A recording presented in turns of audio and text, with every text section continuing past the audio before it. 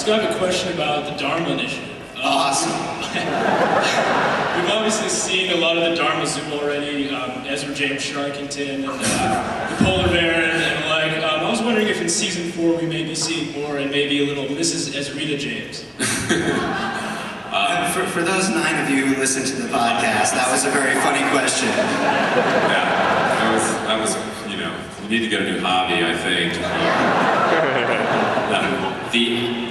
Yes, as a matter of fact, the Dharma Initiative, you may be learning more about the Dharma Initiative sooner than you even imagine. How about that for you? Could that be the episodes? You mean like I'd have to wait until February to learn more about the Dharma Initiative? How about 5:58?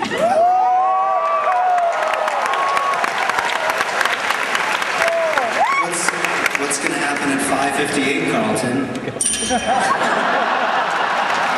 Next question. Thank you very much. My name's Cole. Hi. I wanted to know if you said there's not going to be a show till next February. Are there going to be any repeats from this season through to before then? And also, when is the season 3 DVD going to come out? Go ahead. The season 3 DVD is coming out for the holidays. I think it's the exact date. I'm not sure has been set, but it's going to be the end of November or the beginning of December. As to reruns, you know, there are no plans right now to have the show on the air. I think the people who watch the show like to watch it sequentially, and ABC has a whole new schedule to launch. You know, they have a whole new Wednesday night and everything else, so we would be surprised if they actually reran any of season 3, but the DVDs will be out there, and I'm sure they'll do a very good job of... Plus, of course, you know, ABC.com, and we live in the new media, you know, world where you can see, I think the last 6 episodes are available at ABC.com. You can obviously buy the episodes on iTunes. So, and then you'll have the DVD. And Carlton sells them out of the back of his car. That's right. It's a 1979 Chevy Impala. They're dubbed in Chinese, though. The DVD is also coming out December 11th. December 11th? Excellent. Thank you very much. We have a lot of the DVD folks over here, so. Thank you. All right. Firstly, I wanted to say Mazel Tov on your Emmy nomination for Best Writing, for Best Season Finale ever. Mazel Tov is Jewish for well done. Congratulations. I had a question about Ben in Season 2. The first time we meet him, he's caught in Russo's trap. Did he actually get caught in a trap, or was that a deliberate... He did that deliberately so he could, you know, infiltrate the catch? I'm joking. No, you can finish your question. And did he actually kill Henry Gale, or did Henry get killed when the balloon landed? Any answers you can give us? If we had to answer just one of those questions, which one would you choose? The truth is, I bet you don't know it because you only wanted him to be in 6 episodes and then you expanded it. But I'm going to say... There you are! There we go. Bastard! You Trojan horsed me with your Mazel Tov! You made Damon such a happy man. Oh my God, if we went through this entire panel and everybody was nice, he would be miserable. No, make it up as you go, it's fine. All right, What answer would you like? I'd like to know if he actually got caught in the net deliberately, or was Ben just actually got caught? He got caught by accident. By accident. Yes, he did not try to get caught in Russo's trap. Did he kill Henry?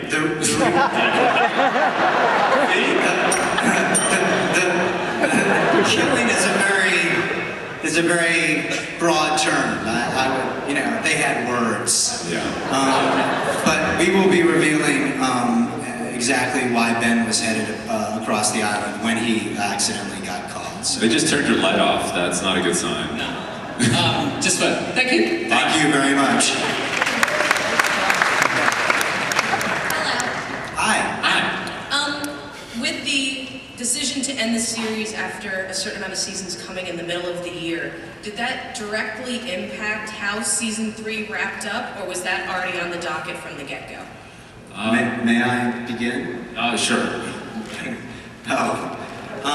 Basically, we've talked about the show and what the island is, and certain major plot turns, like when the others would reveal themselves, and when Desmond would when Penny would become aware of the island, etc., etc. So we have all these things in play, but as long as we were sort of proceeding without knowing what the finish line was, we had to delay stuff that we would have liked to have done sooner and push it off later because it became about tap dancing.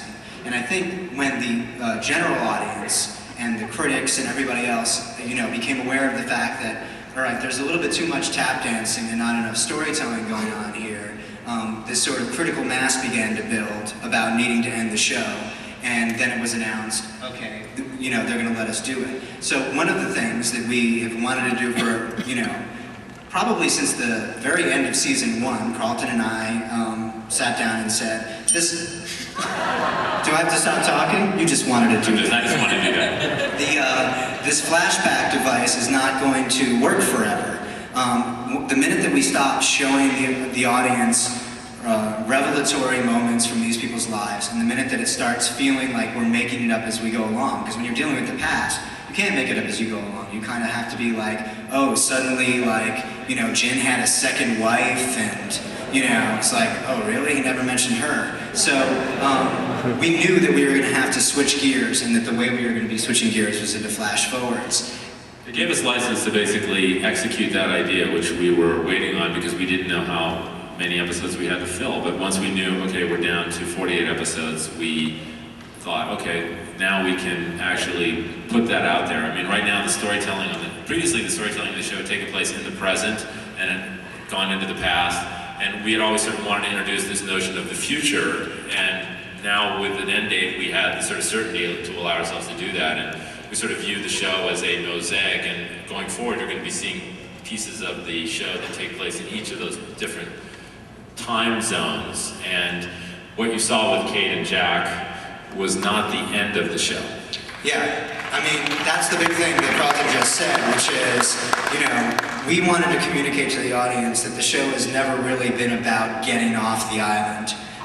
And people have been asking us all along, is there going to be, an after Lost? Like, if the show ends with them getting rescued, will we see what their lives are like? And we were kind of sitting on this knowledge of knowing there's this whole chapter of our story that takes place off the island, but we can't start telling it until we tell the audience that the show is going to end. Because they would see, if you had seen the Kate and Jack scene, and it was just the end of season 3, and it was another episode as opposed to one less episode, I think you probably would have thrown up your hands and said, they're fucking stalling again.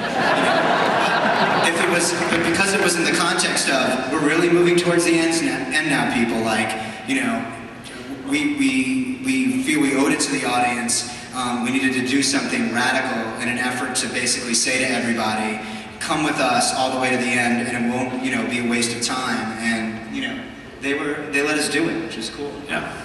Thank you for those. Thanks. Oh, thanks. I totally understand that you were spoiled, but I also feel like you were, going to bring something unique by talking about Michael here. And I think that it would be a shame if we don't get where. I just kind of feel like it's a hoax and he's coming back in a flashback, because you've done that to us before. Oh, good. So, This is another fan of yours, Damon. What is that? I don't mean to put you in a cold sweat, but Right. I just think we need to know a little more. It's a little bit unfair. Oh, okay. All right. Well, Just give me a win or give me a all right. Enough. Please. Great. Okay. What does your shirt say? Dad. Oh, that's so sweet. Okay. All right. You know what? Let him be redeemed. And we will tell you everything you want to know about Michael. Did you ring your bell? I didn't ring a bell. Who rang that bell? I don't know. Who? Ladies and gentlemen, Harold Perrineau.